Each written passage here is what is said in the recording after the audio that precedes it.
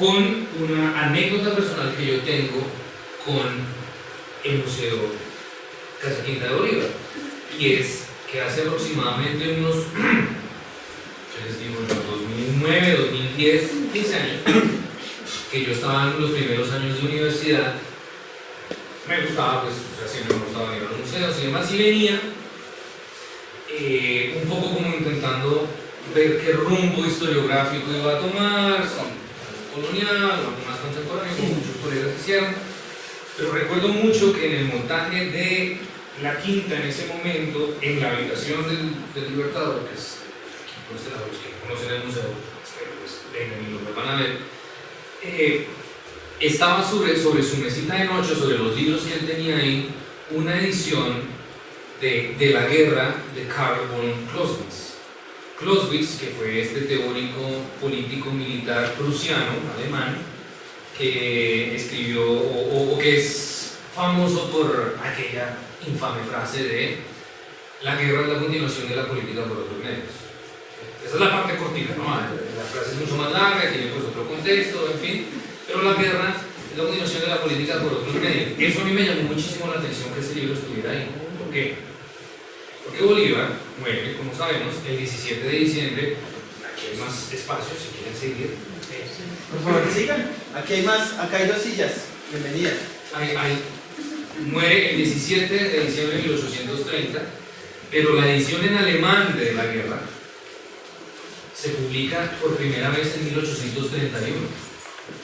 Entonces, por avatares museográficos y del entendimiento también del mismo contexto, Bolívar estaba leyendo la edición en español de la guerra de von Clausewitz, al parecer antes de que muriera. Eso a mí me llamó profundamente la atención, porque generalmente la historiografía nacional sobre la independencia, y pues americana también, a veces busca desligarse del legado napoleónico, de las influencias napoleónicas que puedan llegar a tener. Vamos a hablar de eso y vamos a tratar de discutir y entender qué tanta parte de influencia, copia, imitación, o qué tanta originalidad hay de parte de los procesos que se viven. En la América, en Hispanoamérica, durante esas primeras décadas del siglo XIX, que tanto pues, se copió de esa epopeya napoleónica, por llamarlo así.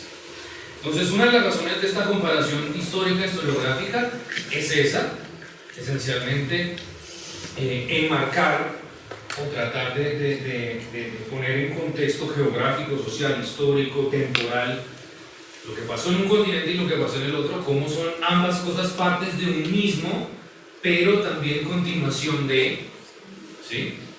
En ese contexto global, que algo que me gustaría mucho resaltar o veremos en las conclusiones, es que esta comparación que generalmente se hace de Bolívar con Napoleón no solo pasa acá, sino que pasa no solo en América Latina. Podría ser el caso más paradigmático San Martín también, como un gran hombre a caballo con sable que libera o que lleva un proceso político hasta cierto punto, en fin, sino que también va a pasar en otras partes del mundo en general, desde Egipto hasta los Balcanes, en fin. Entonces, en ese contexto global, hablamos de lo que en historiografía se denomina la era de las revoluciones. La era de las revoluciones que inicia también hasta cierto punto con este famoso libro de un famosísimo historiador que es Eric Hobsbawm, que hace la era de las revoluciones, la era del capital, la era del imperio y la era de las... o sea, en español es historia del siglo XX, pero es la era de los opuestos, esencialmente, el bueno.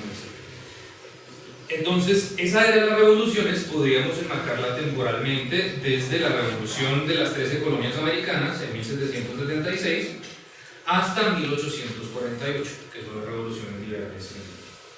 Todo lo que pasa en ese momento, al principio solo se concentraba en lo que pasaba en Europa, después en el Atlántico Norte. Y hoy en día, nuestro trabajo como historiadores es tratar de integrar también ese proceso global en el que nosotros también jugamos una parte fundamental. Entonces, en ese orden de idea, hablamos de ese origen y razón de los mitos sobre estos personajes, porque Bolívar es, a grandes rasgos, el colombiano o el suramericano más grande. Es algo subjetivo, pero por lo menos sí más famoso, más mentado. Si uno va a otro país y habla un poco de la historia, Bolívar va a salir. Bolívar tiene monumentos en muchas partes del mundo. Bolívar es, en ese sentido, de los colombianos o de los sudamericanos más reconocidos en el exterior, y obviamente nosotros lo tenemos profundamente presente en muchos elementos.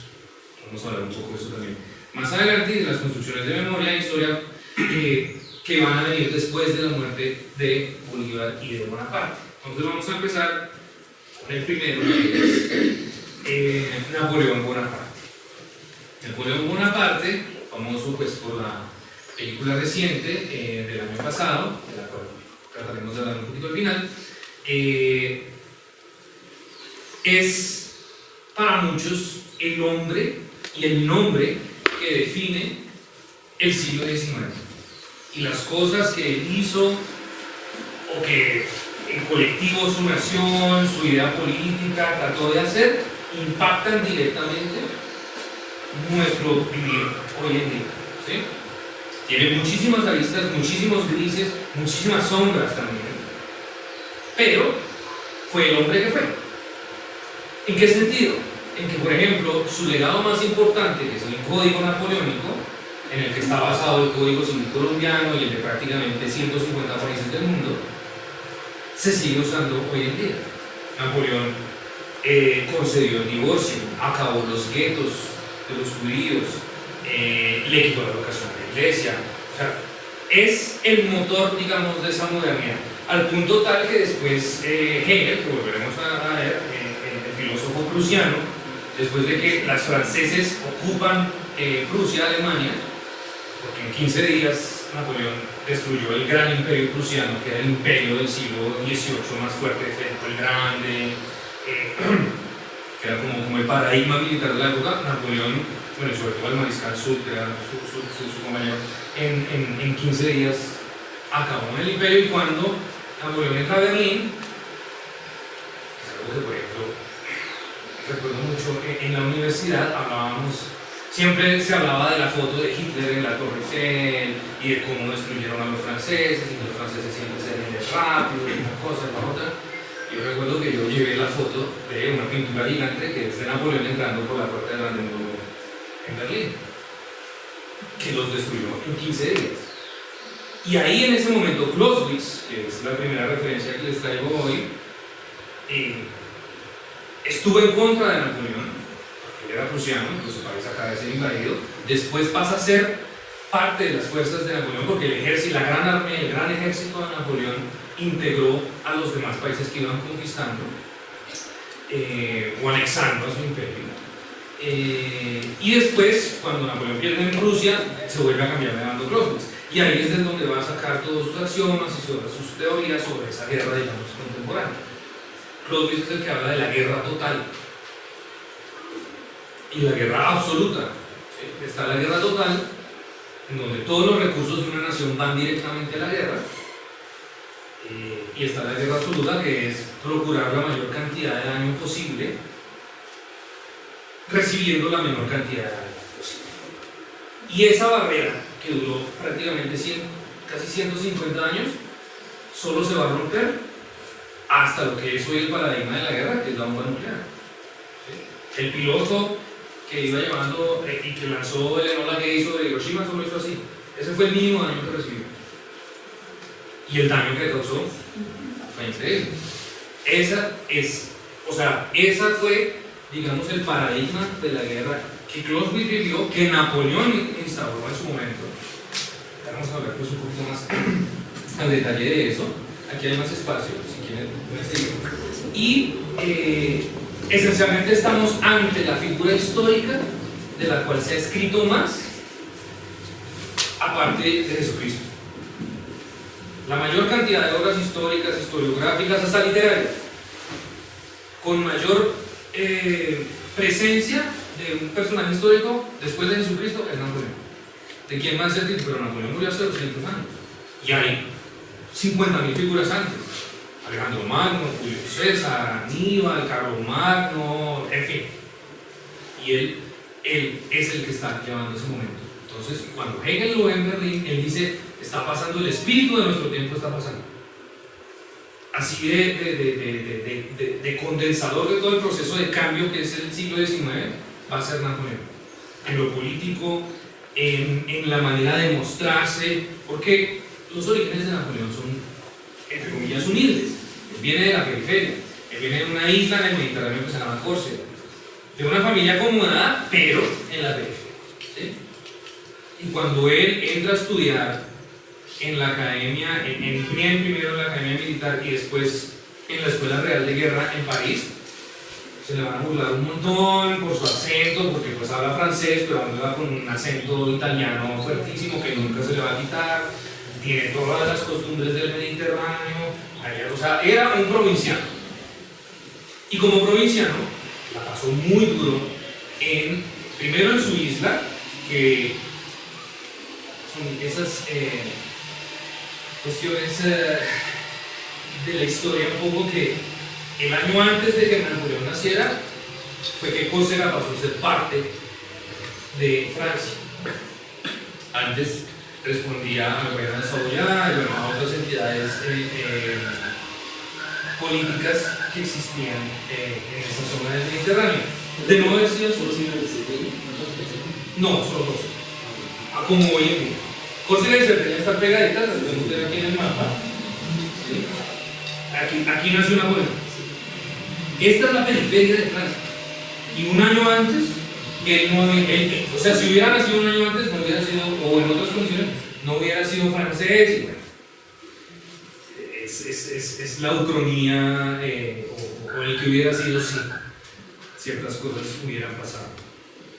Entonces, su familia, gran familia, muy mediterránea, con una estructura patriarcal fuertísima, pero también matriarcal muy dura. Ahora vamos a hablar un poco más a profundidad de esa familia porque es fundamental para entender el personaje. Con sus hermanos mayores, porque Napoleón también es como el tercer, cuarto hijo, varón, los mandan a estudiar. Al ser, digamos, parte de la nobleza de Córcega, tenía la posibilidad, todavía en el antiguo régimen, todavía bajo Luis XVI, de estudiar en París. Y él quería primero hacer una educación naval, pero terminó siendo de guerra. Se especializó en artillería porque era muy buen matemático y pues necesitaban todos los ángulos y cálculos para el cañoneo. Él era muy bueno para eso y esa lógica y ese pensamiento matemático fue tremendamente importante después para su misma leyenda. Porque la leyenda la puso él, pero también todos los que vieron con él, que desde el colegio veían que era el que más tarde se quedaba en la biblioteca, que era el que mejores notas sacaba, que era el que recitaba la lección perfectamente, que a pesar de ser, con respecto a sus compañeros aristócratas, más pobre, con menos posibilidades y todo, iba siempre por encima. Entonces, se gradúa de teniente de artillería, unos años antes de que empiece la Revolución Francesa, en el 86. La revolución empieza pues, el 14 de julio del 89, y de ahí empieza a navegar esencialmente las muy turbias aguas de la política francesa durante los primeros años de la Revolución. La Revolución se crea en el 89, después hay una asamblea, el rey dice, bueno, está bien, voy a aceptar la asamblea, después se dan cuenta que el rey se quiere escapar y además traicionar a la asamblea, entonces ahí es cuando deciden separarle la cabeza del cuerpo. Y a la reina de paso también, y a otras 200.000 personas también, con el famoso Comité de Salud Pública de Robespierre. Eso pasa a principios de 1793. Para esa época, Napoleón, Francia, que seguía siendo, digamos, el estado de la Europa continental unificado más grande, España, pero no estaba, digamos, tan pegada como las otras cosas. Tenemos aquí pues, los grandes imperios de Oriente, el ruso, el otomano. Los grandes enemigos de Napoleón siempre van a ser el imperio austriaco, el imperio ruso, Gran Bretaña, España cuando pudo, y Prusia. Ya esto va a ser aquí como la zona de juegos de esas guerras. ¿Sí? Y esto es muy importante a la hora de compararlo con Bolívar, que siempre dicen, no, que es que Napoleón fue mejor general. Efectivamente, Napoleón tuvo educación para ser militar, cosa que Bolívar no tuvo. Bolívar toma las armas porque pues, hasta cierto punto, ¿qué más podía hacer? O sea, es una cuestión muy de realpolitik, de pragmatismo. Pero el gran general, el gran estratega Bolívar, no necesariamente.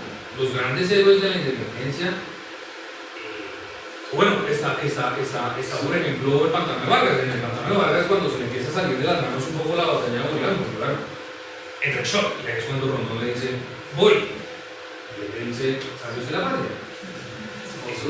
O Sucre, Batallón de Frente Paso Vencedores, Ricaurte en su momento también, Padilla, pero eso ya es un poco más complicado, Boves, tantos otros también, Páez. Entonces, lo que encarnaba Napoleón, que era el gran militar, pero también el gran estadista, pero también el gran legislador, los otros, llámense Iturbide en México, San Martín en Argentina, Bolívar acá, ya lo vamos a ver también pues, más adelante, generalmente no van a cumplir, digamos, todas las condiciones ni en su contexto, pero no tenían por qué cumplirlas tampoco. ¿Por qué? Porque una cosa es llevar una batalla aquí en el centro de Europa, aquí que por ejemplo queda Austerlitz, que es la batalla más importante, o la gran victoria de Napoleón, pues eso es plano, eso es una mesa de billar. No es cruzar los llanos, no es cruzar los Alpes. Napoleón cruza los Alpes, pero los Alpes tienen 2000 metros de altura. ¿Sí? Y él va a hacer todo. Con la cantidad de recursos y demás que tiene. Entonces las comparaciones también son distintas. Porque yo lo veo generalmente en las discusiones de los museos, en la misma academia, pues recuerdo mucho pues, en la universidad, que uno ve las listas de las batallas. Y por ejemplo en Leipzig, que fue una de las últimas batallas importantes de Napoleón en 1813, la llamada Batalla de las Naciones, casi 500.000 personas pelearon por 3 días.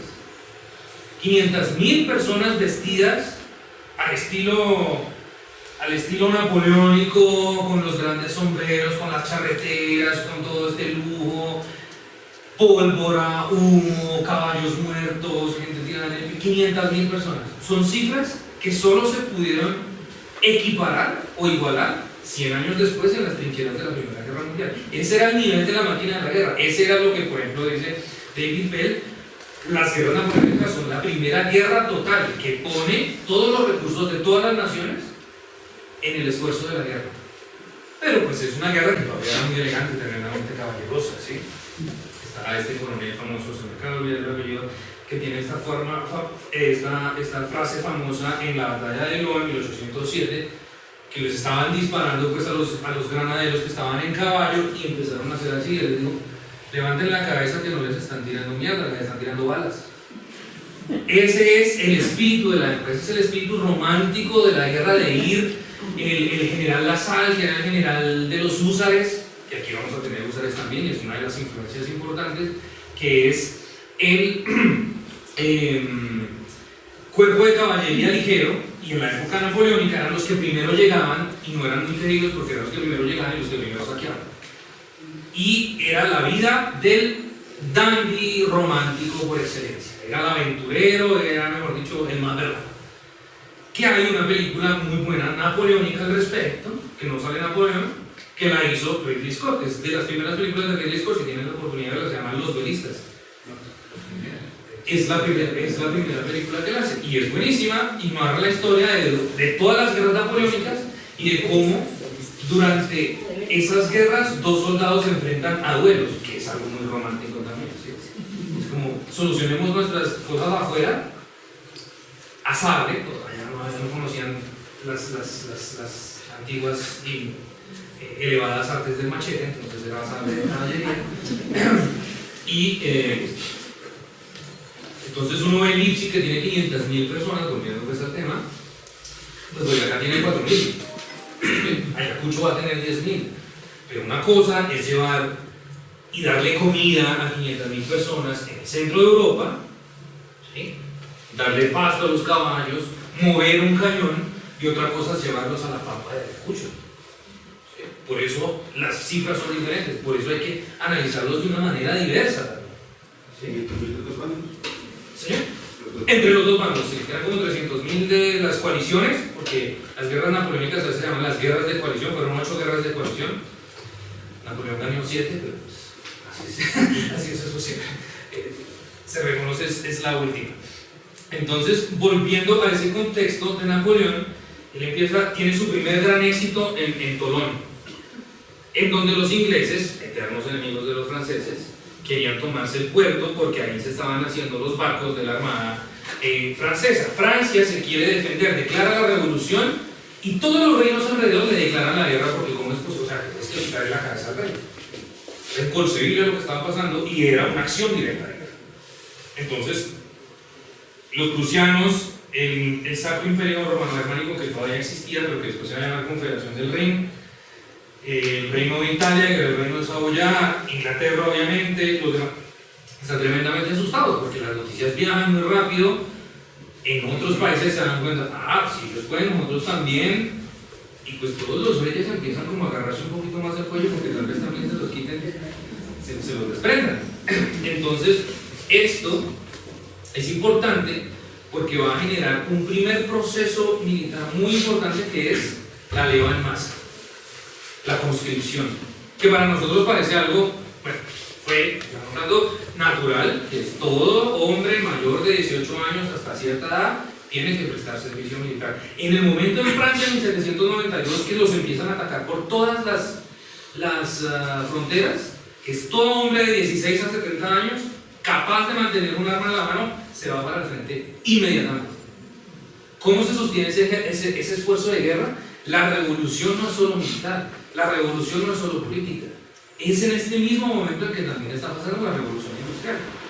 Y se empiezan a fabricar en masa cañones, fusiles, uniformes, botas, carros para llevar los cañones, herraduras para los caballos. Hay una producción y una economía muy importante que, por ejemplo, después de 1815 va a haber en la historia económica hay una depresión napoleónica, que se deja de consumir y de producir y de repente hay un bajón de la economía durísima. ¿Qué pasa? En esa primera guerra va a haber un personaje muy importante para nosotros como americanos en esta batalla de Valmy, que es más un cañoneo que una batalla, es una escaramuza. El 20 de septiembre de 1792, Goethe, el poeta alemán, que va a estar presente, va a decir: aquí nace la modernidad, aquí cambió el mundo. Porque una fuerza revolucionaria de voluntarios, recién conscriptos todos, llevados a las malas allá, sin eso, o sea, que era lechero, panadero, bodeguero, le pusieron un uniforme y vaya para allá, le ganaron al ejército prusiano, que era el ejército profesional más importante de la época. ¿Quién más estaba de general en la batalla de Valmy de los ejércitos franceses? El único suramericano que está escrito en el Arco del Triunfo, Francisco de Miranda. Y Miranda es muy importante porque va a tener una relación muy cercana con Bolívar, también su mito y su legado, pero hay algo también muy importante aquí a la hora de la comparación de Napoleón con Bolívar, y es una cuestión generacional. Porque Bolívar y Napoleón se llevan 15 años largos. Y no es lo mismo yo con los 30 y tantos que tengo hablarle a un muchacho de 15. Y Miranda era incluso, Miranda es como el 70 y algo, o sea, se llevaban, era una cuestión generacional. Por eso cuando es la primera república en Venezuela que termina tan mal, es por una... Pues después de ese gran... pasa Valmy, después pasa Toulon, y Napoleón se empieza a hacer un hombre como buen líder, buen militar y demás, pero para las élites de Valmy se vuelve una piedra en el zapato. Es demasiado bueno para su propio riesgo. Necesitan mandarlo a un sitio en donde pueda hacer una misión de muy alto riesgo, de muy poca posibilidad de éxito, en donde se lo van a quitar de encima. Y ahí es donde sale la expedición a Egipto en 1798. Es uno de los grandes momentos de esta época porque es un reencuentro de Occidente con Oriente, sobre todo con Oriente Medio. es una expedición que no es solo militar, sino que es científica. Se llevó botanistas, zoólogos, arqueólogos, historiadores, etnógrafos, que hasta cierto punto sacaron, de ahí sale Champollion, que saca la piedra de Rosetta y se cuenta los hilos geográficos por primera vez. Y el problema es que Napoleón se va hasta Egipto. ¿Para qué se va a Egipto?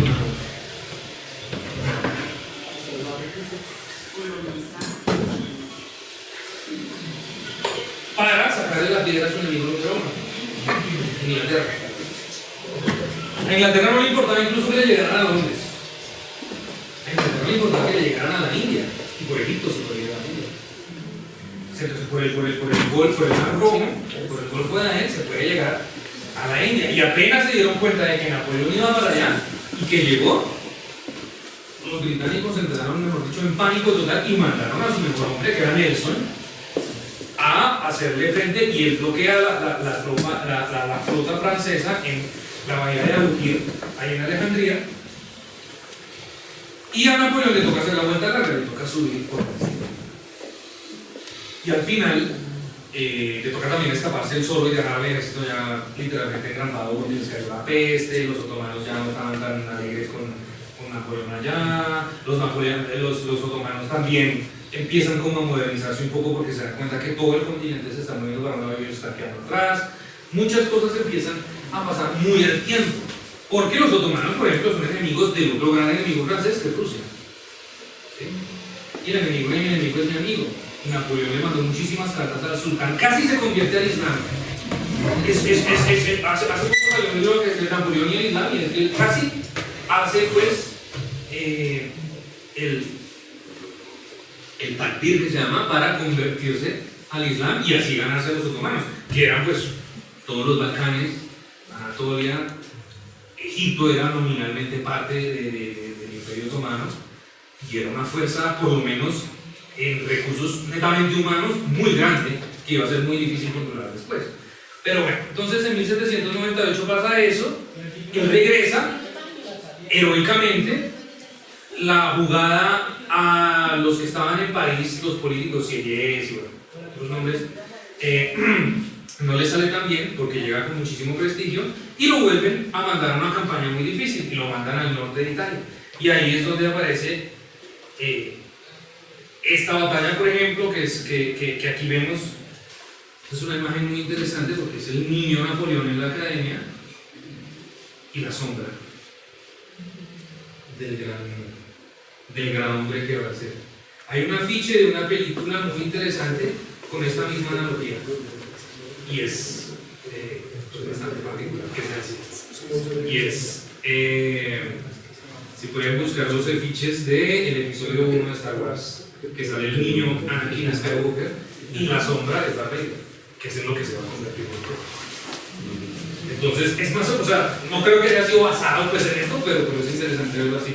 Y aquí está el Napoleón, que no solo estudia, sino que también dirige a sus tropas personalmente. Esta es la batalla del Puente de Arcola, que era contra el Papa, que era el poder más importante de Italia en su momento. Estos de aquí atrás son los ejércitos del Papa.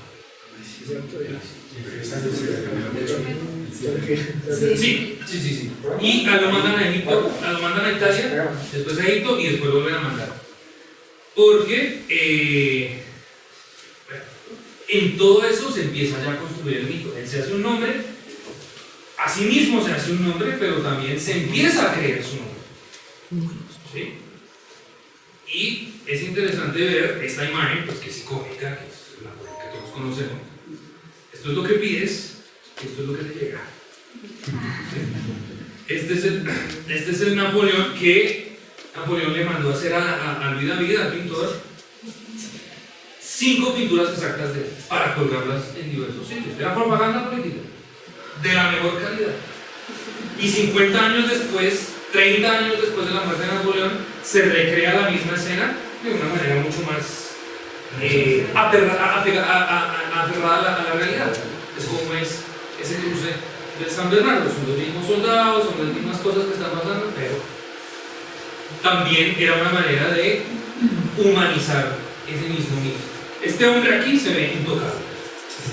No hay cómo hablarle, no hay cómo llegarle. Si me mira me desmayo, en fin. Ya esto es otra persona.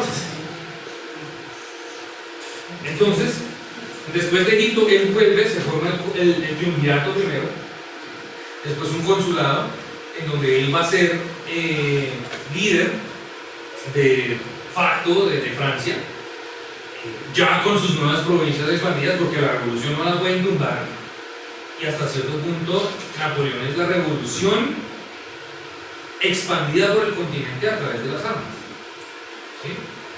Que expandió no solo la revolución, sino también expandió, por ejemplo, el sistema métrico, que es algo fundamental hoy en día, que toda Europa, ahí ven quién no, Inglaterra, no tiene el sistema métrico, pues gracias a Napoleón, y fue a las malas. Me usan el metro mide 100 centímetros, no que el pie del rey, que el codo real, que la... no, este es el sistema que se va a usar. Entonces, después de ya afianzar mucho mejor su posición, de acabar con sus demás rivales políticos que le podían hacer cualquier tipo de zancadilla, como pasa con el golpe del 18 Brumario, él se quiere instaurar en el poder y casi le hacen una Julio César porque estaba dentro del Senado y casi lo matan ahí.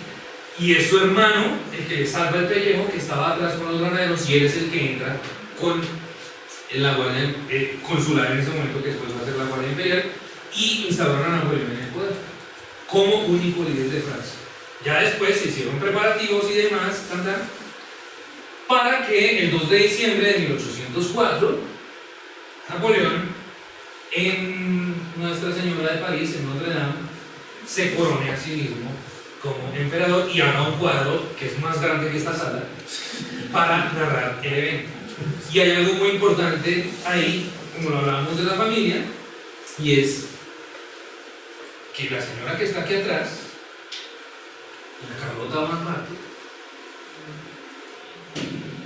muy mediterráneo todo, también muy cercano culturalmente a lo nuestro, odiaba a la esposa de Napoleón, a Josefina de Beauharnais.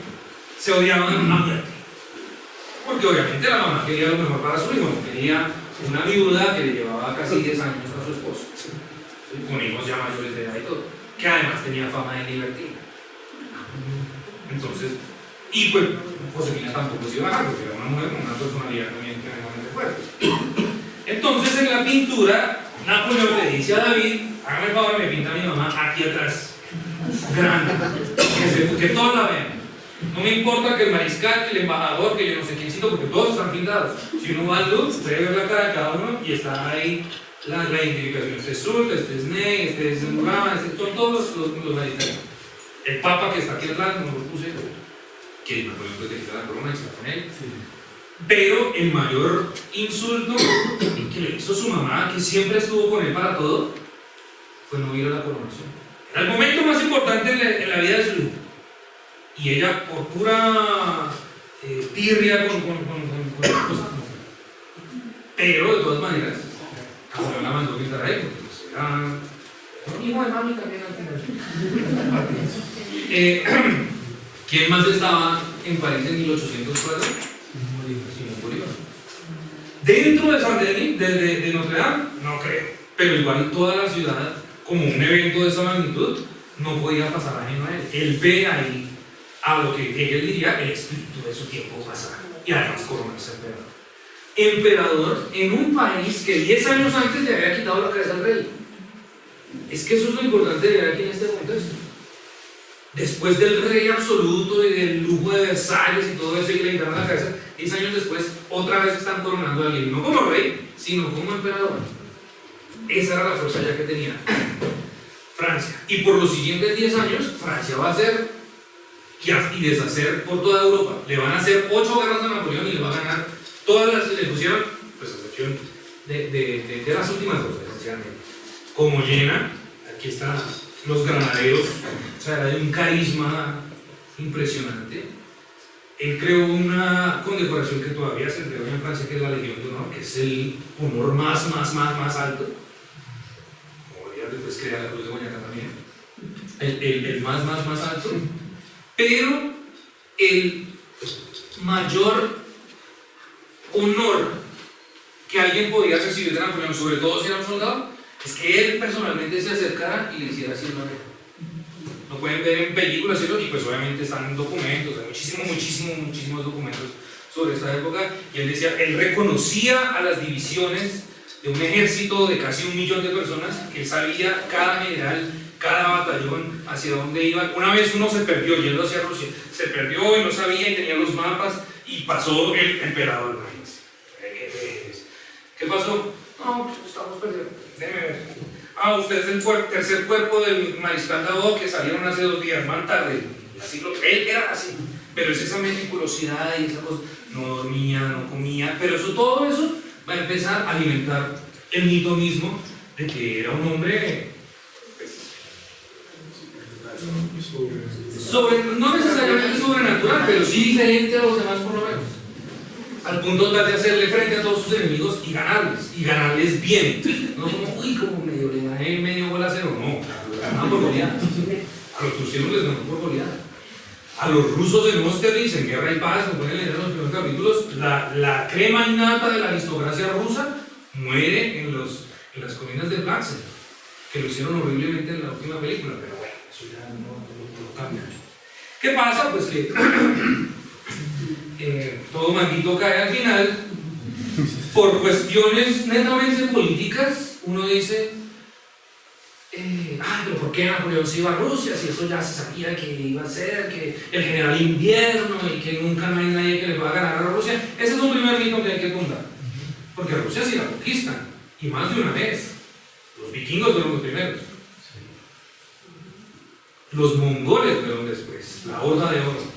Y después los polacos estuvieron muchísimo tiempo ahí. Bueno, pues estamos en la época del Gran Ducado de Varsovia, pero Polonia como entidad política se había destruido y era uno de los grandes estados de toda Europa, la Confederación Polaco-Lituana. Los húsares alados que liberan Viena en 1683, en fin. 70 años antes de eso estaban sentados en Moscú los polacos. Entonces, Napoleón entra a Rusia, cruza el río Niemen en junio de 1812. Él se dio cuenta que sin quitarse una gran cabeza de encima de sus enemigos, no iba a poder primero establecer su paz, porque si él se quedaba quieto, igual lo atacaban. Muchas veces fue así. En la paz de Amiens de 1804, él dijo, conquisto hasta aquí y me quedo quieto. Pero llegaban los ingleses por un lado, que llegaban los rusos aquí, entonces decía, bueno, entonces vamos otra vez.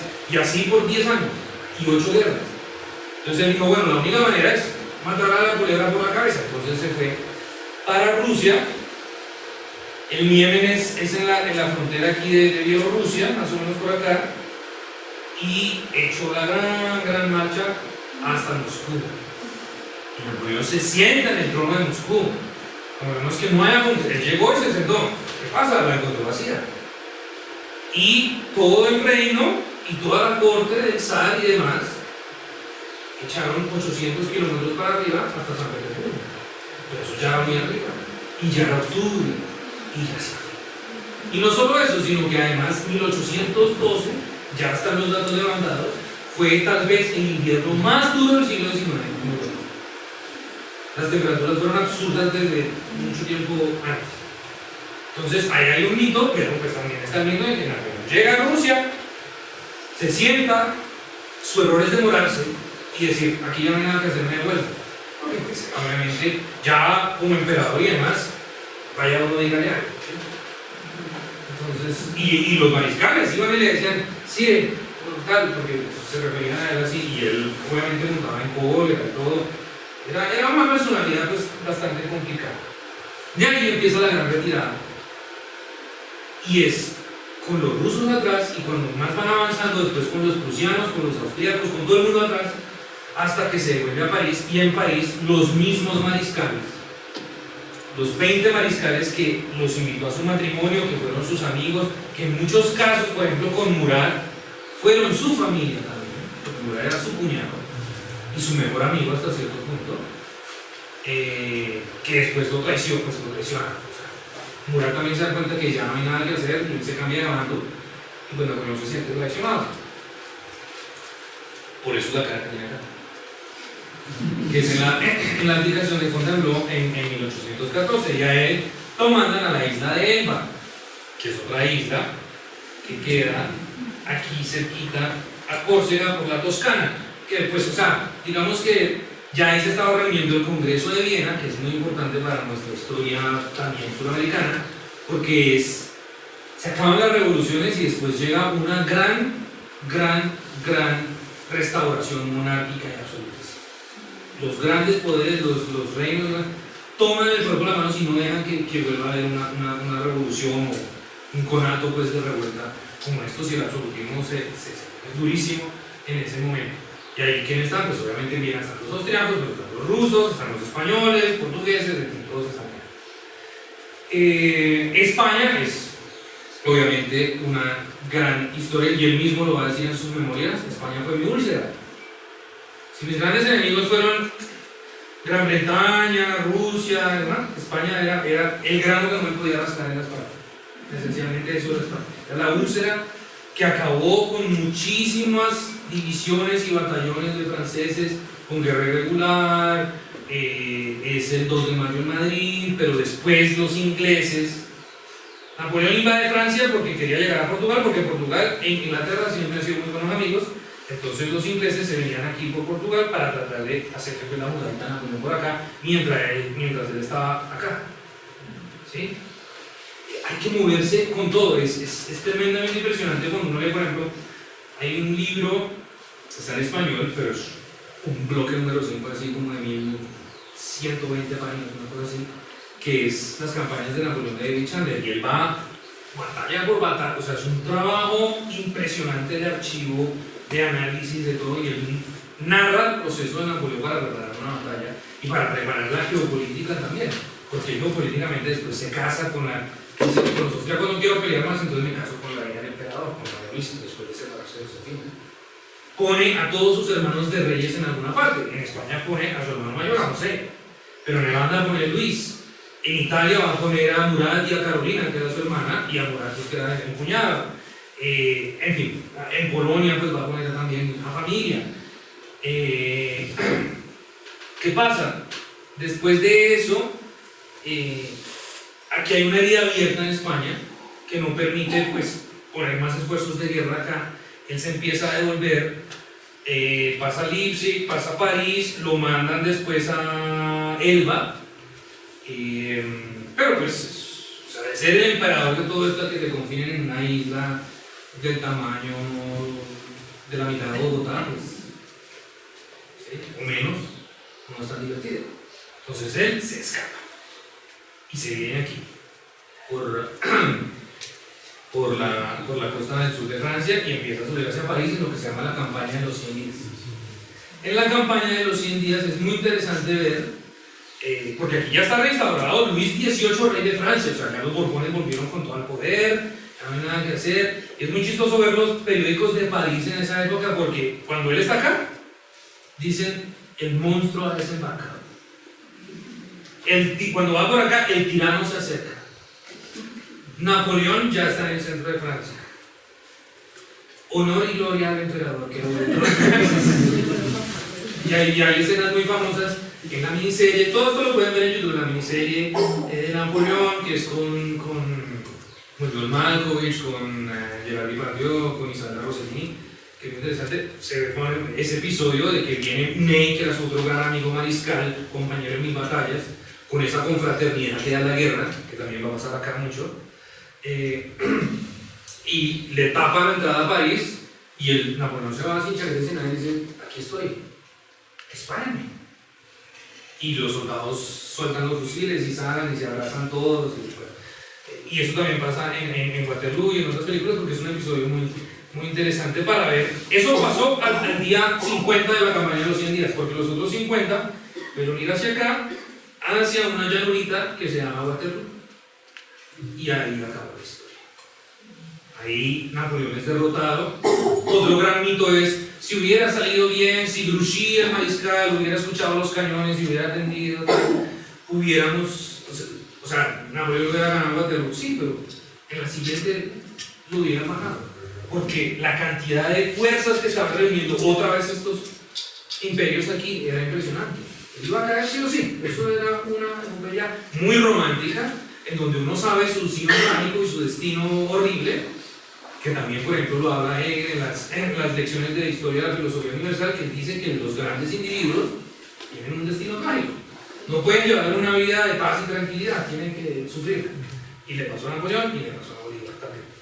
Entonces, ya pasamos entonces a el dueño de la casa. El dueño de la casa nace pues en Caracas. Es algo muy similar con Napoleón en el sentido que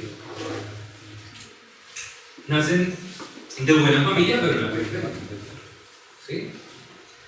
Y aunque tienen una educación y unas formas distintas, hasta cierto punto, pues por las mismas condiciones históricas en las que van a vivir, van a llevar estas vidas paralelas. Yo no soy quien para explicar mejor la vida del Libertador, teniendo aquí tan buenos colegas en su casa para que la expliquen, pero pues vamos a hacer ese resumen rápido. Pues él nace en Caracas en el 83, una familia pues, de hacendados, de ciudadanos españoles, pero en América. Digamos que por esas condiciones económicas que tenía, se permite viajes a Europa varias veces, ya, entre los jóvenes y los nuevos. La vieja escuela contra la nueva. Es en donde pasan muchísimas cosas, como estar en 1804 en París durante la coronación de Napoleón, pero también compartir momentos con quien después sería Fernando VII, rey de España, casarse, enviudar, y todo antes de los 22 años prácticamente. Y eso, pues a la vida iba tremendamente rápida. Para nosotros en este contexto, hablemos de cruzar el Atlántico hace 200 años. Hablemos de ir de Madrid a París hace 200 años. Es tiempo. Y aún así en todo eso, a ella le habían pasado todas estas cosas. Después de la muerte de su esposa, que por ejemplo, se me olvidó el nombre de este filósofo español, escribió sobre Bolívar, que habla que la muerte de su esposa, su viudez temprana, hasta cierto punto lo radicalizó. También pues con la ayuda de Simón Rodríguez, su gran mentor, ¿no? Y ahí es, por ejemplo, después de la muerte, para quitarle un poco la tusa de la viudez, del duelo, se van en un viaje por Europa, van a Roma, hacen el juramento del Monte Sacro, y yo no descansaré hasta que América no se le quiten las cadenas de la esclavitud. Y ahí es donde se empieza a gestar ese espíritu político que se gesta con los poetas románticos también, con Byron, por ejemplo, que es una conexión muy interesante ahí, con los ilustrados, digamos, de la época. Ya aquí hablar de ilustrados en 1803 no necesariamente el término más correcto, pero por ejemplo ahí empiezan a salir nuevas organizaciones como logias masonas y demás, donde también va a ser parte, y regresa a dejar toda esa teoría y volver a la praxis. Entonces participa en la Primera República de Venezuela, del 11 al 13, después en la campaña admirable también, después se acaban las guerras napoleónicas el 18 de junio de 1815, Napoleón es derrotado en Waterloo, lo exilian a Santa Elena, que es una isla chiquitica al lado de África, donde ahí sí no hay nada, ahí es donde muere. Y mientras tanto, el resto del continente europeo se reconfigura, descansa un poquito de todo lo que pasó, pero vuelve al ataque. España, que quedó tan debilitada después de su invasión napoleónica y de su propia guerra de independencia, dice, bueno, se acabó la guachafita en América, voy para allá. Y todos los veteranos de las guerras de independencia de España y las guerras napoleónicas van a venir acá. ¿Sí? Como habíamos hablado antes, esto era un momento de producción y de movilización económica social tremendamente fuerte. Había una generación completa que estaba desde 1792 hasta 1815 en guerra y en batalla una detrás de la otra. Y se acabó y todos quedaron así. ¿Y ahora qué? Lo único que yo sé es ser soldado. Entonces me busco una guerra nueva. Y incluso algunos que fueron compañeros de armas en el mismo bando, después aquí en las guerras de independencia van a ser enemigos. El ejemplo más claro es Morillo, Pablo Morillo, el pacificador, y el coronel Rupp, Thomas Rupp, que es el que muere en el pantano de Vargas, de la Legión Británica. James Brooke, que muere en el pantano de Vargas. De James Brooke existe, por ejemplo, la hoja de servicio de Waterloo. Él era veterano de Waterloo, él estuvo en la última batalla y viene a morir aquí. O'Leary, todos los de esta expedición un poco extranjera, que no solo va a venir aquí, sino que también va a ir a otras partes, por ejemplo a la guerra de independencia griega. Van a ir los de las otras, que es en los 20, la gran mayoría de los veteranos de las guerras napoleónicas van a terminar allá. Los que no murieron, los que nos quedaron inválidos, por ejemplo, que va a ser otro componente muy importante, que es el veterano inválido, que fue soldado a los 15 años, perdió las piernas a los 20, pero vivió hasta los 70. Entonces fue una imagen viva para la psique de la gente en ese momento, para la memoria colectiva de ver a los veteranos de algo que había pasado, que solo se lo cuentan a uno en el colegio, pero que estaban ahí. ¿Sí? Entonces, bueno, viene esa reconquista española después del 15, que es cuando Bolívar, por ejemplo, también tiene que irse con muchos otros patriotas, buscar a salvar el pellejo esencialmente, y es donde termina Jamaica, donde escribe la Carta de Jamaica, que son los documentos más importantes, incluso del pensamiento político latinoamericano, y busca la manera de revitalizar la idea de la independencia, porque ya le había pasado a los comuneros, ya le pasó a la primera república aquí en Colombia, o sea, no podía volver a pasar, eso tenía que cambiar. Entonces ahí es cuando reconfigura para hacer primero la campaña libertadora de los llanos hacia Santa Fe, y ya con esta primera gran victoria empezar a ir hacia abajo, porque el centro del poder era esencialmente el Perú. San Martín y Bolívar tenían la misma idea, solo que la llevaron a cabo en extremos diferentes, pero tenían el mismo fin. Después, de 1816, en el 19 es la campaña libertadora, el Congreso de Angostura, después en el 21 es Carabobo y el Congreso de Cúcuta, la formación de la Gran Colombia, después viene la campaña del sur, Bomboná, Pichincha, Junín, termina todo en el plano de Ayacucho. Y el Ayacucho, yo lo usé, recuerdo mucho de epígrafe de mi tesis de pregrado, que decía la victoria de las tropas libertadoras en Ayacucho es esencialmente el Waterloo de América. Él lo llama a sí mismo así. Bolívar tenía ya la conciencia histórica de darse cuenta de que Waterloo había sido un punto de inflexión y que Ayacucho iba a ser el otro punto de inflexión. Después de esto, otra cosa va a venir, no sabemos qué. ¿Qué es lo que viene después? Bueno, sabemos las disputas políticas, viene el Congreso de Panamá, que era una gran oportunidad para, digamos, un panamericanismo, por lo menos hispanohablante, no funciona. Después vienen las rencillas, las traiciones, y al final, pues, no hay una pintura de Bolívar así, pero pues más o menos esa era la sensación respectiva. Así, pero en camisa de lino, en el Magdalena yendo hacia Santa Marta, al final de sus días. Entonces, aquí tenemos pues ese mapa para que nos muestre que la gran... el punto de quiebre tenía que ser la conquista del virreinato de Perú, que desde el principio había sido el gran foco de poder del Imperio Español. Y por mucho tiempo fue también tremendamente antibolivariano hasta cierto punto, por diversos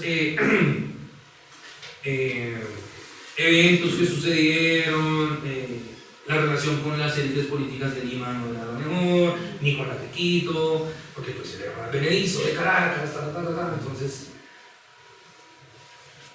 San Martín, que había nacido en España, era una cuestión pues, diferente. Aquí tenemos pues al joven Simón, aquí lo tenemos también haciendo el juramento en el Monte Sacro con esa gran figura en su vida que va a ser Simón Rodríguez, su mentor, el que lo lleva por los clásicos, el que lo lleva por los ilustrados y el que lo lleva a los sitios también. La cosa es pararse sobre las mismas colinas en donde se paró Julio César o Julio Cornelio Escipión a ver lo que se podía hacer. ¿Sí? Y él toma, digamos, de su misma voluntad, de su misma fuerza económica, y todo decir, este esfuerzo de la libertad lo vamos a hacer, y lo vamos a hacer nosotros, o lo va a hacer yo, así. cuésteme lo que me va a costar, que cuesta la vida. Aquí tenemos pues este evento espectacular, la batalla de Boyacá, y aquí vemos que Bolívar también empieza a responder al arquetipo que había puesto Napoleón de el líder general, el líder político, el líder militar, el líder legislativo, el que instaura congresos en febrero y en agosto le ganaba campañas.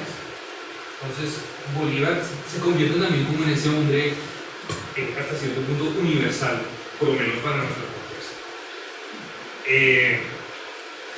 La pintura histórica del siglo XIX también va a jugar un papel fundamental en la creación del mito y de esa misma propaganda, ¿sí? Estas pinturas no se hicieron en la vida de Simón Bolívar, se hicieron ya muchos años después de su muerte. Aquí en Colombia era Cercano, Espinosa, Figueroa, Pedro Alcántara, y en Venezuela, por ejemplo, es muy importante la obra de Arturo Michelena, un gran pintor pues, del Libertador. Ahora, ¿en qué se encuentran y en qué se separan Bolívar y Napoleón? Ya habíamos hablado de los orígenes, tienen esos orígenes similares y van de la periferia al centro. Se me fue una tinta, ¿no? Las diferencias geográficas y sociales, que también hablamos un poco, que una cosa es ser emperador de Francia, con climas, con estaciones, con economías ya casi industriales, y otra cosa es cruzar los llanos en Tame, cruzar el Orinoco en Tame en invierno, con el agua hasta acá. ¿Sí? Eso nunca le pasaba. Bueno, se le congelaron los soldados en Rusia, pero no tuvieron el agua hasta acá, con Madrid y demás. Sería interesante, ese es otro que hubiera pasado si cómo hubiera llevado una campaña de acá, o cómo la hubiera también llevado Bolívar, otro militar, pues de los que hasta cierto punto militarmente eran un poco más altos que Bolívar. Entonces, los dos encarnan un proyecto individual y colectivo en su propio cuerpo. ¿Sí? En estas lecciones de la filosofía de la historia que les contaba, Hegel dice que Julio César, Napoleón, Alejandro Magno hacen lo mismo que hizo Aquiles en la Ilíada, esencialmente. Ustedes saben que en la antigua Grecia estaban los oráculos y demás, y a Tetis, la mamá de Aquiles, le dijeron durante mucho tiempo: pilas, que su hijo está para grandes cosas, va a tener una vida gloriosa, nunca nadie se va a olvidar su nombre, etcétera, etcétera, etcétera. Y ella, como buena mamá mediterránea también, hizo todo lo que pudo para salvarlo. Lo vistió de mujer, lo metió en otras cortes, lo puso en la laguna de la Astilla, ya en la entrada del Hades, y el único pedazo que no fue el talón. Hizo todo lo posible para que no, hasta que se le aparecieron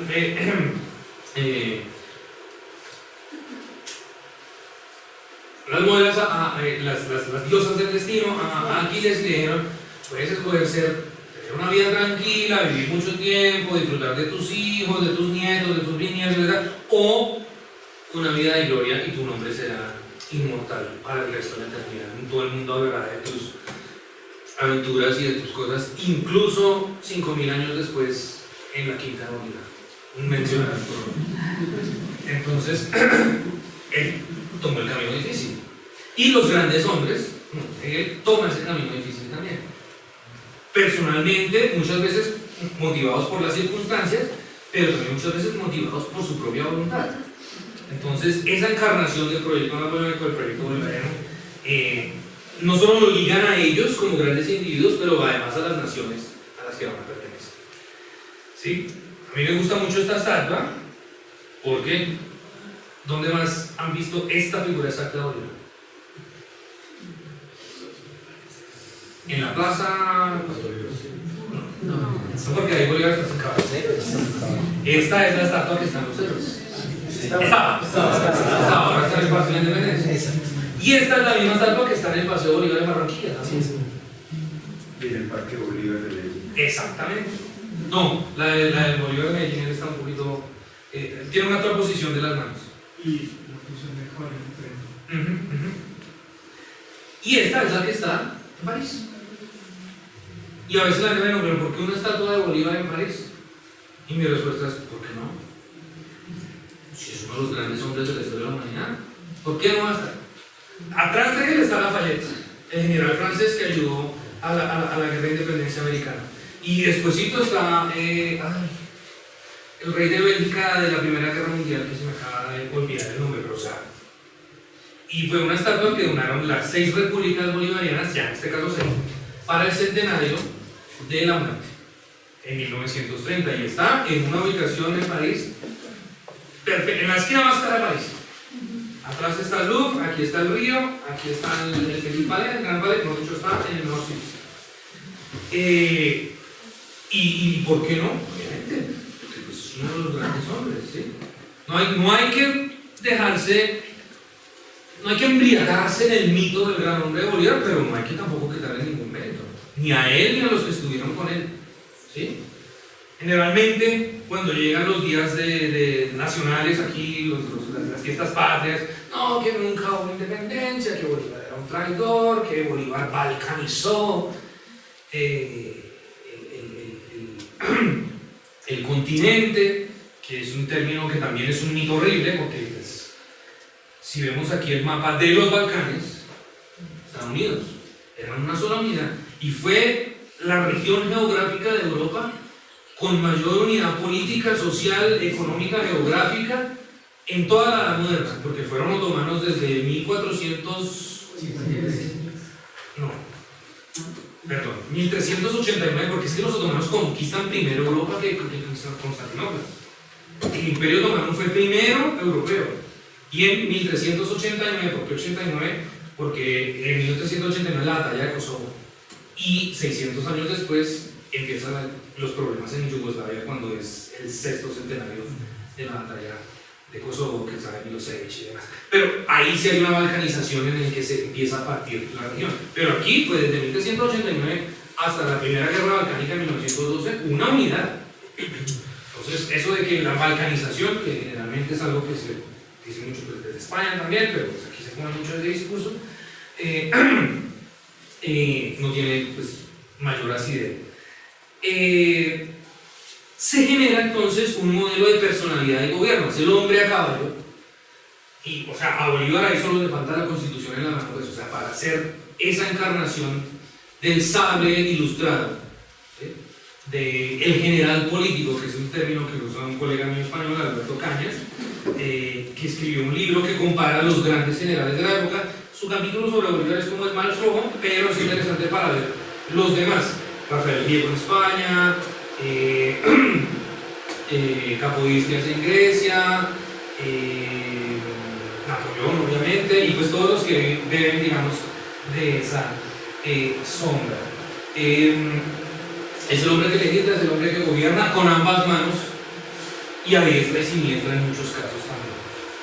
Y también es la encarnación de ese ideal trágico romántico de la época. Este es el romanticismo, literariamente hablando, culturalmente hablando, este es el romanticismo, o el inicio del romanticismo, en donde además se va a empezar a generar el mito.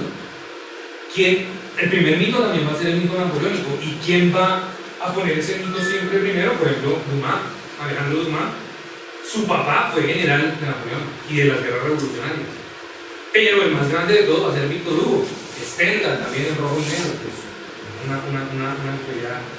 novela pues, basada pues, en los hechos napoleónicos, pero sobre todo Víctor Hugo. Víctor Hugo está presente en 1840 cuando vuelven las cenizas de Santa Elena a París, y fue 1 millón de personas a ver cómo entraban las cenizas a París y cómo el barco se escapó lo que más pudo de los ingleses que querían quedarse con la cajita con las cenizas.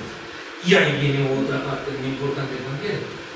¿Quiénes son los que más inflan los mitos, ya sea napoleónico o bolivariano, o de otros enemigos en general, desde la antigüedad clásica?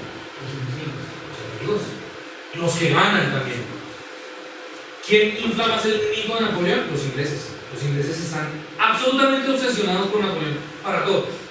El caso paradigmático es la película que acaba de pasar, pero para los niños ingleses de 1820-1830, el coco era Napoleón.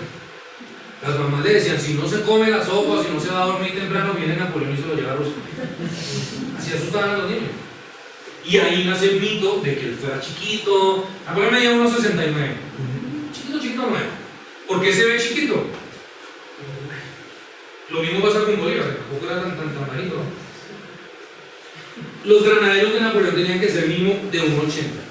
Y si además le pones un gorro de piel de oso, quedan de 2 metros. Si tú mides 1,69, pues cualquiera se chiquito. ¿Sí? Entonces, esos mitos, ¿quién infla el mito bolivariano muchas veces? España también. O el proyecto político dentro de las repúblicas americanas que no era el bolivariano. ¿Sí? Entonces esto es interesante de ver cómo se construye ese legado, qué nos queda, hasta qué punto las estatuas que vemos, bien sea aquí en la entrada de la Quinta, o la de la Plaza Bolívar, o por qué todas las plazas son plazas de Bolívar. ¿Sí?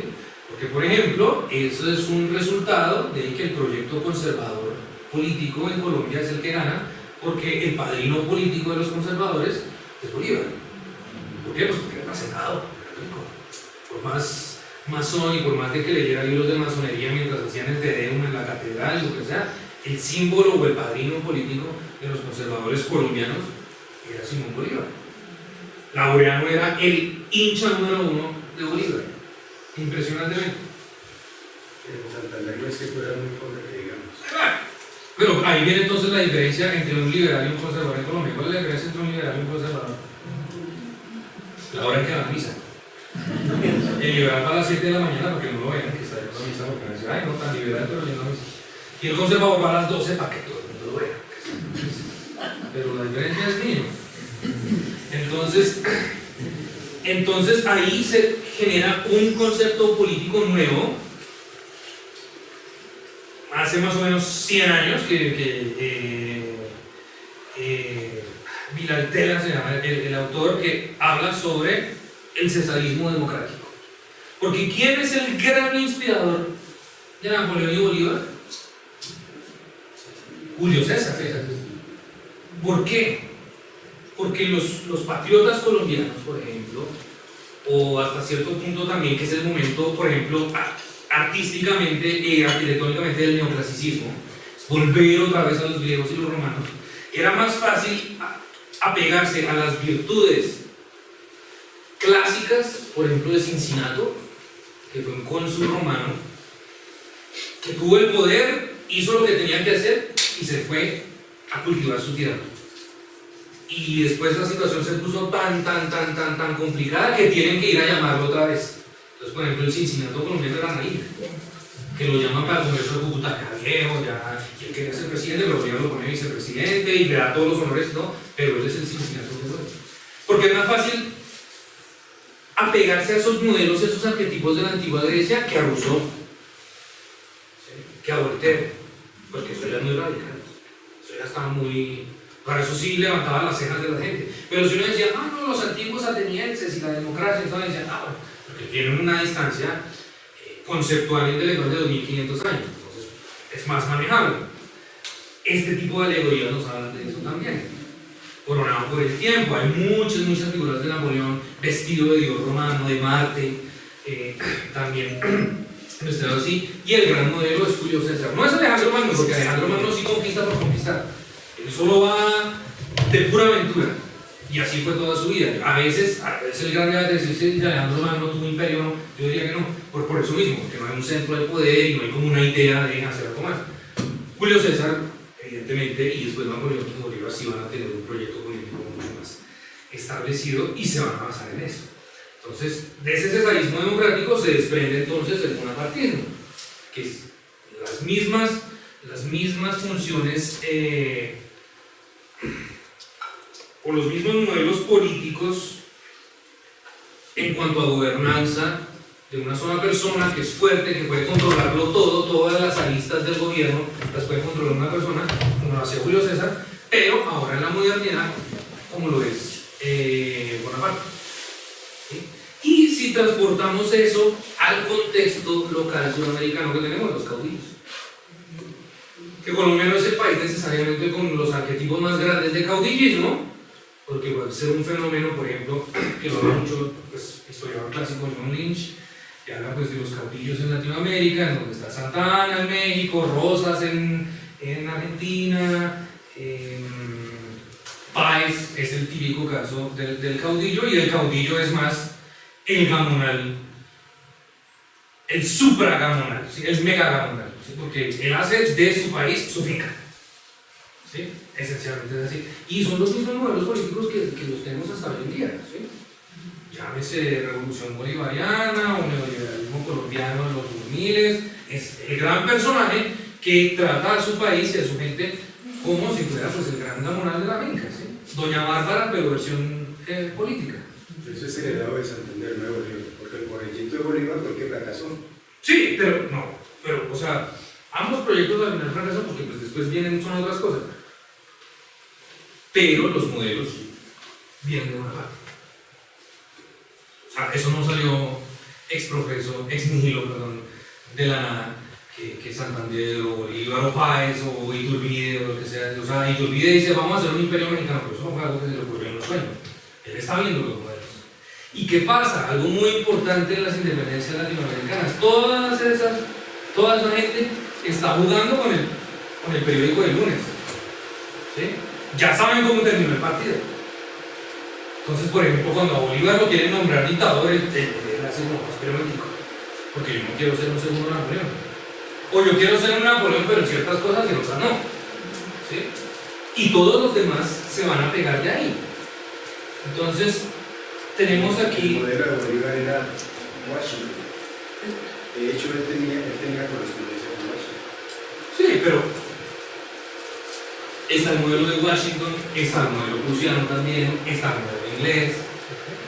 Hay muchas maneras, pero al lado, o sea, Washington es muy contextual de Norteamérica, y, por ejemplo, Napoleón también vio América, que es una de las visiones importantes de ver cómo, o sea, nosotros ya estamos viendo cómo Napoleón vio a, cómo Bolívar y los americanos veían un poco Europa, cómo los europeos veían esto acá, cómo Napoleón veía esto.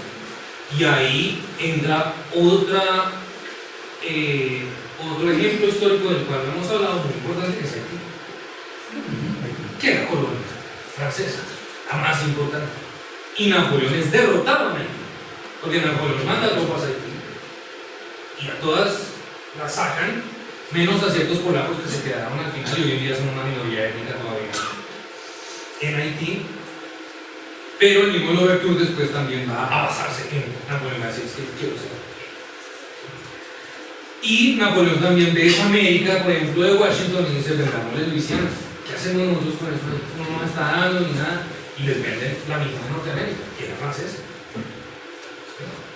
Entonces ellos, Napoleón dice, mi problema es aquí, en Europa. Chévere todo lo que está pasando por allá. Después ya en el exilio dice como, si no les gusta, pues entonces pues yo me voy para América, que ya sí voy a conseguir patriotas de verdad, y una cosa y la otra. Creo que hay incluso una novela de Constein, o Constein, que habla un poco como de ese episodio y de esas frases de Napoleón. Entonces me voy a América, porque allá sí voy a poder encontrar hombres libres y patriotas y cosas. Entonces, pasamos a esos mitos y verdades. Ya hemos hablado, pues, de lo que llamamos, qué tan diferentes pueden ser Bolívar y Napoleón. ¿Qué tiempo de influencia recibió Bolívar de Napoleón? Cantidades.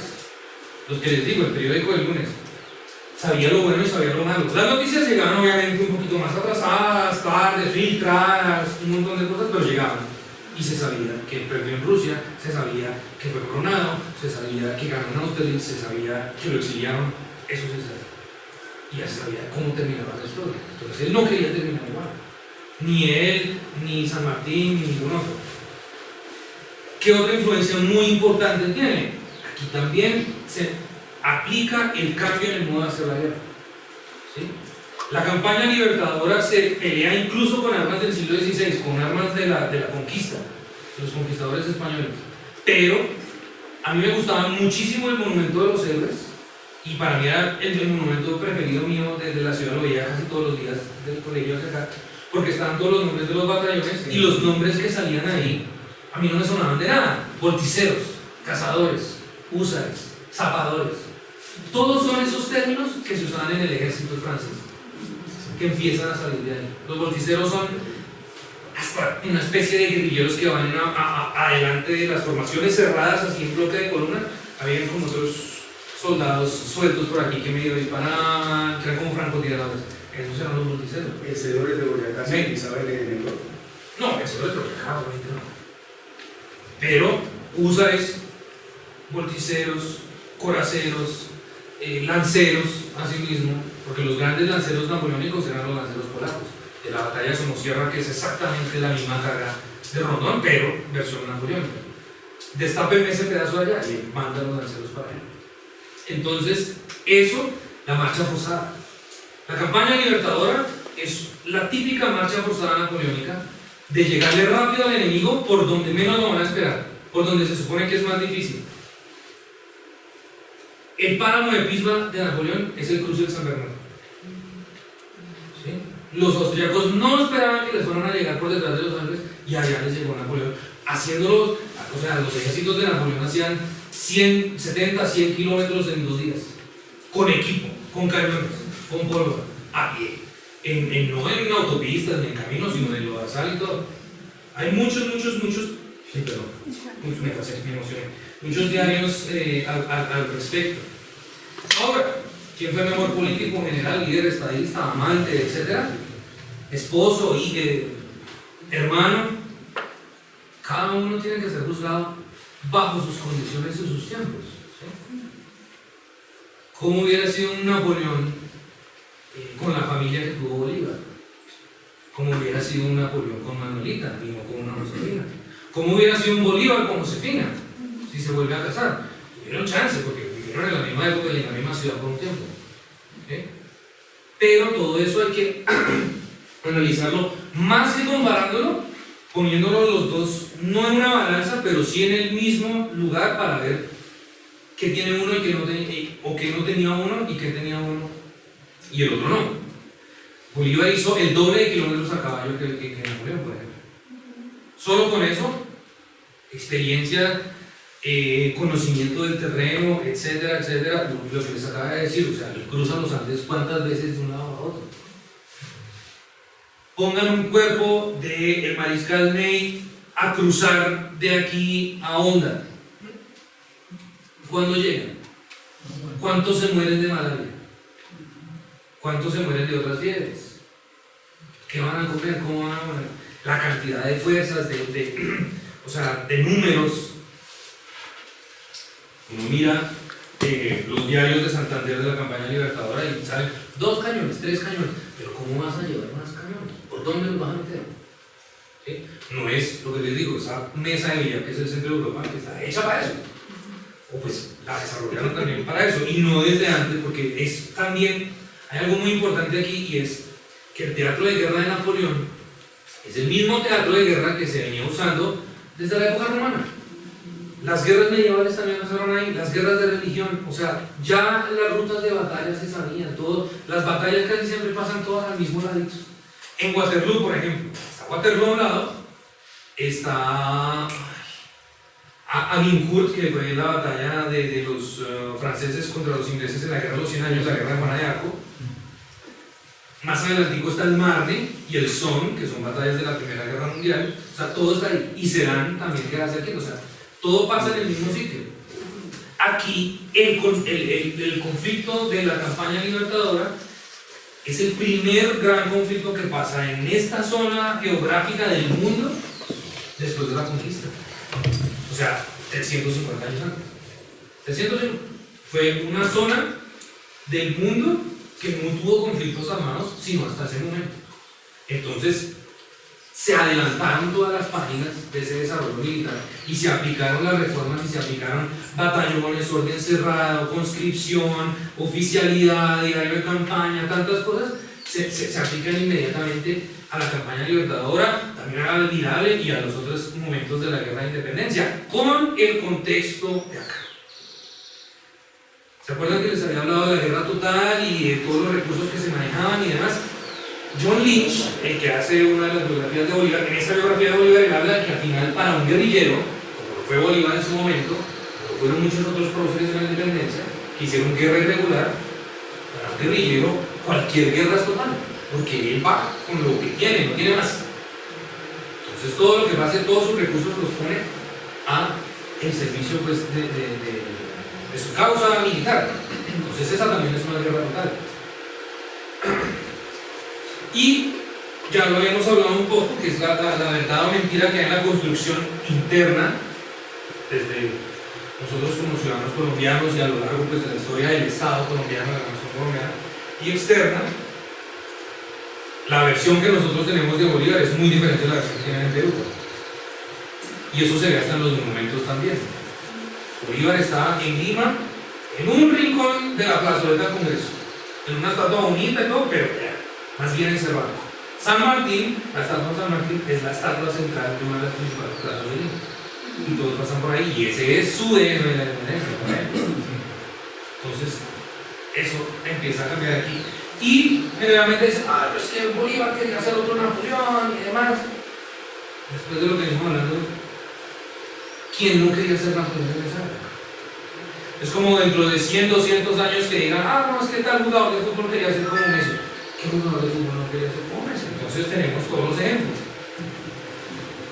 Hombres a caballos con sables, que querían ser generales y también legisladores. Entonces en Italia tenemos a Giuseppe Garibaldi, Pepe, que estuvo aquí en Sudamérica también, que se entrevistó con Manuelita Sáenz en Quito, que hizo y deshizo por todas partes y tenía un proyecto político también un poco más locochón, y los italianos veían muy, yo aquí pues estoy estudiando y como que lo he tratado de estudiar un poco, teniendo la oportunidad, pero los italianos vivían muy ofendidos que ellos, siendo herederos de Roma y de tantas cosas, las naciones americanas ya fueran independientes y ellos no. Una sola nación unificada. ¿Cómo era posible que los bárbaros del Nuevo Mundo fueran y nosotros no? Lo mismo pasaba en Alemania. Y también lo tenían. ¿Cómo es posible que Grecia, que estuvo con 200 años con los otomanos, sea independiente y nosotros no? Quitamos todos estos reinos chiquiticos, porque era la Toscana un reino, Venecia por un lado, el Papa por el otro, Nápoles. En Grecia está Teodoros con los Colotrones. Y puse los años abajo para que se den cuenta también de ese tema generacional. ¿Sí? Este, por ejemplo, tiene los mismos años, mejor dicho, nació un año después que Napoleón. Ya Garibaldi nació cuando Napoleón ya era emperador y cuando ya Bolívar también ya era prácticamente un militar.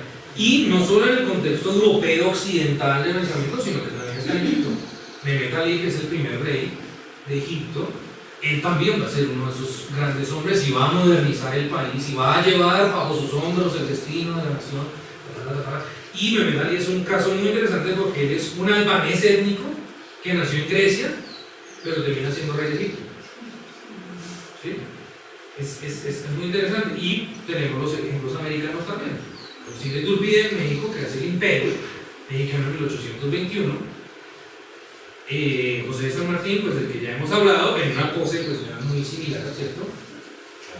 Todos están con el caballo pues, hacia la misma dirección, digamos, y la versión mexicana de Tuxtla, que responde también a esas imágenes. ¿Cómo llega ese manierío aquí? Por estampas. ¿Sí? O sea, la pintura de Napoleón se hacía la litografía o la silografía, y eso era lo que llegaba aquí, como 300 años antes llegaban los grabados de la Contrarreforma que hicieron pues, las bases del arte colonial aquí también, porque pues, los pintores coloniales de acá nunca fueron a los museos de Europa de las iglesias. Y los pintores, o sea, Figueroa, Cano y los demás, bueno, Cano sí fue a Europa, pero los primeros no alcanzaron a ver la pintura de Napoleón de los Alpes en la vida real, entonces la ven acá. Y bueno, ya volvemos entonces a la influencia de los legados y vemos que la memoria, la propaganda y el legado en vida existió. Ellos entendieron su figura carismática y obviamente se aprovecharon de ella, se colgaron lo que más pudieron. ¿Sí? La corona del Libertador que está en el Museo Nacional es una prueba de ello. Y el mismo acto de decir, no me la pongan a mí porque yo soy demasiado humilde para este tipo de cosas, y yo Napoleón no soy, que quito la corona a la gente, como esas distancias. Pero el acto del triunfo en París, son los 5 retratos del mismo. La construcción de entidades personales, partidistas, colectivas, esto pues lo que estábamos hablando, de los proyectos de Bolívar, el proyecto napoleónico que después tiene una segunda parte con Napoleón III, en la década de 1870, y cómo eso deja de existir también, pero hoy en día, por ejemplo, lo que en algún momento, o la construcción de la misma imagen de Bolívar es muy interesante, que por mucho tiempo fue la imagen de la derecha, Claudia Gómez, por ejemplo. Años después es la imagen del extremo político opuesto. ¿Sí? Chávez, los grupos revolucionarios armados, en fin, que se hacen de la figura de Bolívar, pero también es porque la misma figura de esos grandes hombres es lo suficientemente universal para darle a todos un poquito, o para agarrar de su legado lo que a cada uno le convenga. Hoy en día la extrema derecha en Francia es lo mismo. En Francia no hay, como acá, que tenemos una estatua de Bolívar en cada plaza importante. Allá van estatuas de Napoleón casi mal. Hay una en el Museo del Ejército, que es pues, un edificio que construyó. Hay una y otra por ahí, pero así la figura central, como por ejemplo está Bolívar en París, no la hay. Y es parte por esa construcción del mito y de entenderse, porque pues, Napoleón también tiene muchísimas sombras como un conquistador, un tipo cruel. 6 millones de personas murieron en las guerras napoleónicas. 6 millones de personas hace 220 años, una cantidad muy importante entre civiles y militares, y más militares que civiles, porque pues, no había como el concepto ya después contemporáneo de atacar a la población civil. Y en eso vienen pues todas las reivindicaciones, las reevaluaciones y las reconfiguraciones de la memoria que siguen pasando, y me imagino que mis colegas del museo sabrán que pasan todos los días acá. Todos llegan con una idea de Bolívar diferente, todos se van con una idea de Bolívar diferente. ¿Sí? Eso pasa con todas las figuras históricas hasta cierto punto. Vuelve y juega el tema de la obsesión de los enemigos con Bolívar. Entonces uno ve en TikTok o en YouTube, no, Bolívar el gran traidor de España, que no sé qué, pues solamente, o sea, que ¿cómo más lo van a considerar allá? ¿Sí? Los ingleses, el gran enemigo nuestro fue Napoleón, lo caricaturizaban, lo hacían chiquito, se siguen burlando de él hoy en día, tantas cosas, pero como les decía, eso viene desde la antigüedad. ¿Quiénes fueron los que más escribieron de Cartago o de los galos? Los romanos. ¿Cómo sabemos que esas civilizaciones existieron? Gracias a los romanos. Porque las describieron tan bien y las hicieron tan bien para decir, y nosotros les ganamos. ¿Sí? La envidia. No necesariamente la envidia, al contrario, mostrar. Y la popularización de esa memoria. Bolívar, mal que bien, triunfe o no triunfe su proyecto, genera una primera idea de un proyecto de nación, de una nueva religión laica que es la nación. ¿Sí? Todos los que estamos aquí presentes, mal que bien, creemos en esa religión y la compartimos. ¿Cómo la compartimos? ¿Qué dice el primer renglón de la cédula de República de Colombia? Eso, sin este señor, no pasa. Y no solo sin este señor, sino con todos los que estuvieron con él, ¿no?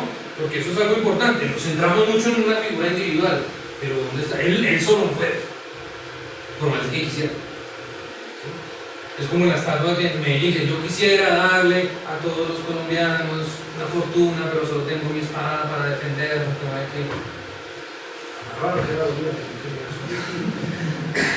Sí, Anito, hablar de la idea de Bolívar como una religión de nación, cuando la religión fue gran perseguidor de Bolívar. Agualongo era un fanático religioso. Sí. Bolívar en vida nunca obtuvo un reconocimiento de esa nación de parte del Vaticano, una lucha frustrada de... No, pero es que a Colombia la confirma el Vaticano en el 852. No, en 1837 se la confirma a Santander, porque Santander sí, más que masón, Santander era un católico. Y pues como la gran mayoría de la nación que mandan, porque una vez más, ellos no están solos. Ellos mandan o intentaron un proyecto para un gran conglomerado social. No todos iban a ser de la logia masónica, ¿sí? No todos iban a ser llaneros o andinos o caribeños, cada uno también iba a empezar a forjar sus propias identidades, pero dentro de eso, de ese culto a la nación, porque lo estamos hablando, o sea, en términos historiográficos también David Bale y otros autores hablan del culto a la nación como concepto, como religión, que empieza en la Revolución Francesa cuando hacen este árbol de la solidaridad y demás, al que le van a empezar a rendir culto, que hacen todo un nuevo calendario para desligarse, por ejemplo, de la otra religión, ¿sí? Porque la nación es eso, es una religión laica, ¿verdad? El oxímoron. esas religiones, naciones, algo en lo que colectivamente creemos todos, hasta cierto punto, necesitan un templo. Estamos en ese templo. Este es uno de los templos de esa nación. Porque aquí se materializa todo lo que he venido hablando. Aquí se materializa que hubo una persona que usó un cubierto y una cama y una cosa que están acá. Y son esos. Y se han preservado en el tiempo. Y hasta cierto punto los visitantes, sean del país que sean o de la parte de la geografía nacional que sean, peregrinan a ver eso. Ahí entra también la espada, entra el florero, son las reliquias de la nación. Hacen parte de nuestra idioma, hacen parte de una historia colectiva general. Sea que haya triunfado el proyecto, sea que estemos de acuerdo, sea que en Santander hay 8 más o Bolívar ha hecho otra cosa, en fin, eso hasta cierto punto, mal que bien, nos colectiviza a todos. Y ya estamos aquí llegando pues a las conclusiones y vemos... Discúlpeme, para los que han venido a los recorridos acá, ese guión museográfico que está manejando tanto el Museo del 20 de Julio como el de la Quinta de Bolívar es bastante antibolivariano. Le alimentan una leyenda negra, se burlan, ironizan mucho. Si usted ha venido a esos recorridos, se dará cuenta de eso. Sí, pues una vez, vuelvo y repito, o sea, es una figura importante, pero es eso, nada más. O sea, y es tremendamente voluble, maneable. Todos tenemos nuestro propio Bolívar. García Márquez dentro de 8 días tendrá su propio Bolívar también. ¿Sí? Hay que tenerle el respeto como la figura histórica que es, evidentemente, pero no hay que idolatrarlo. No hay que seguir a pie de la letra es parte de nuestra historia, pero una vez más, él no estaba solo. Pero sí, pero es que olvidamos algo, que es que muchas de esas causas que dieron origen a esa revolución son las mismas causas que prevalecen hoy. Porque es que el proyecto militar de Bolívar tuvo un triunfo en Ayacucho, o quizás después, pero el proyecto político fue el que fracasó. Bolívar, incluso diferente a lo que podría haber hecho Napoleón, él dijo: yo renuncio a toda esa cuestión de a esa golatría que me quieren asignar y depongo el poder con tal de que no se pierda la unidad. ¿Y cómo le parece a usted que hoy todos los presidentes, tanto los de derecha como los de izquierda, vienen hablando de la necesidad de la unidad latinoamericana o del panamericanismo de entonces? Oportunidades perdidas como la de Panamá, como tantas otras cosas, efectivamente, pero volviendo pues al fin del asunto, es que es una figura histórica. Napoleón también, porque los fans de Napoleón son impresionantemente densos.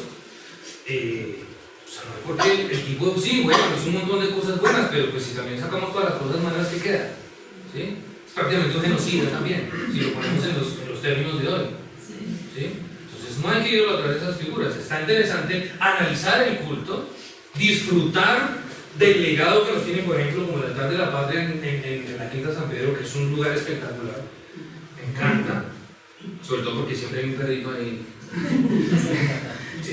acostado. Y por ejemplo también la tumba de Napoleón, que está en un hueco, así uno quiere, o sea, para poder verlo, uno sea napoleoncista, napoleónico, como lo quiera llamar, sí o sí, uno tiene que hacer una media para poderlo ver. Es uno de los trucos. Y aquí, como última parte, ya como conclusión, vemos un poco las representaciones, sobre todo en el cine y en la televisión, de estos dos personajes. Entonces está una película de 5 horas. Bueno, yo les digo que los fans de Napoleón son densos, es que es una película de 5 horas que solo narra los primeros 10 años de política de Napoleón, que es a blanco y negro, que es buenísima. Waterloo, que la hace otro de los enemigos.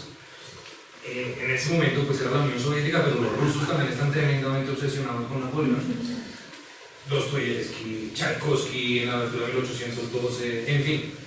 Y esta película Waterloo, que está en YouTube, es buenísima porque las batallas las hicieron, o sea, es una película del 70, obviamente no tiene efectos especiales ni nada, entonces ponen 25.000 soldados rusos vestidos perfectamente y se ven toda la caballería entrar, los cuadros, en fin. Esta es la miniserie que les decía, que es con Gerard Depardieu también, que es muy buena, y pues la última versión de Joaquin Phoenix, que por ejemplo para los franceses fue tremendamente insultante. Sí, fue un gran insulto a la memoria de Napoleón, porque la verdad la película es la verdad muy difícil de ver, porque la verdad era más fácil poner a Napoleón en un tiranosaurio Rex tirando rayos láser, era más divertido que lo que mostraron al final. O sea, Napoleón nunca cogió un caballo con una espada a comandar un ejército, eso nunca pasó. Era demasiado desorden en esas batallas gigantes como para que él pusiera su vida en riesgo de esa manera. Era Alejandro Magno no era, Alejandro Magno hacía esas cosas, pero Napoleón no. Y pues en nuestra orilla tenemos pues a Pedro Montoya, pues, que también la pueden ver en las plataformas de RTBC, Robinson Díaz en Bolívar Soy Yo, que es un poco basado en cómo pues después viene el personaje de Montoya, que se obsesiona un poco con la figura misma de Bolívar, y las últimas producciones, una que es pues la serie, que fue pues muy popular hasta cierto punto por el bicentenario de la independencia, y esta película pues, de serie o película. ¿Señor? Esta serie y esta película. Y las caras de Bolívar. ¿Sí? Como digamos fotos específicas de se puede jugar un poco con esa identidad. Y también todos nos parecemos a Bolívar mesticito, como todos los demás. Obviamente, a mí me gusta mucho mostrarle estas, o por ejemplo las escenas del Pantano de Maros, o esta película sobre todo, a amigos extranjeros que no tienen nada que ver con Latinoamérica, que no saben ni papa de historia latinoamericana, pero uno y dicen como, sí, Bolívar, vamos con Bolívar a la cara. Entonces, pues, eso es interesante de ver cómo, para nosotros también, dentro de nuestra formación, que lo tenemos todos los días aquí hasta cierto punto, también nos puede llegar a emocionar esa gesta y vivirla en el museo, como público también. Y pues en conclusión es reconsiderar esa historia nacional en un contexto global, ponderar las influencias de esas novedades políticas y militares acá, las técnicas que usó Bolívar aquí, basadas un poco como lo que se veía en Napoleón, reevaluar esos eventos de carácter individual, regional, la importancia e influencia que tienen posteriormente también. Por ejemplo, este cómic que es muy interesante porque es de los años 40, pero fue hecho en Estados Unidos y después el folletín que cuenta toda la historia de Simón. Y para concluir, tanto Bolívar como Napoleón, pero sobre todo nosotros, como colombianos, suramericanos del 2024, y es, como decía otro gran escritor colombiano que escribió mucho sobre Bolívar, Fernando González Ochoa, el filósofo antioqueño, seamos nosotros, pero seamos nosotros intensamente. Hay que ser lo que somos intensamente, como lo fue Bolívar y como lo seremos nosotros aquí en nuestras actividades diarias y además como público del Museo de la Quinta Bolívar. Con eso termino. Esta es una bibliografía un poco pues, muy somera del tema y pues les agradezco su atención.